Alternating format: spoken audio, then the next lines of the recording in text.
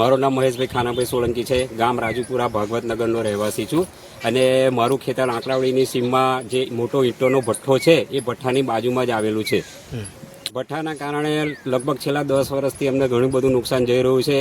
મારે 5 પારિયા તમાકુ છે, 1 વીઘું, એમાંથી 3 જ પારિયા તમાકુ દર વર્ષે પાકે છે. 2 પારિયા તમાકુ અમારી પાકતી નથી. દર વર્ષે અમારા 15,000 થી 20,000 રૂપિયાનો ખર્ચો અમને ભોગવવાનો અમારે આવે છે. એનું કોઈ વળતર ભઠ્ઠાવાળા તરફથી અમને આપવાનું આવતું નથી દિલ્હી. પણ અમારી બાજુ કોઈ મંજૂરી લીધેલી નહીં?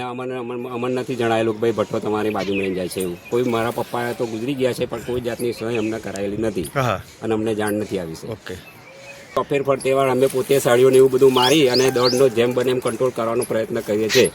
અને ખૂબ એવું પાકને અમારે બહુ બધું નુકસાન છે તમાકુના. તમે જોઈ શકો છો અમારા ખેતરમાં કેટલો બધો દળ છે.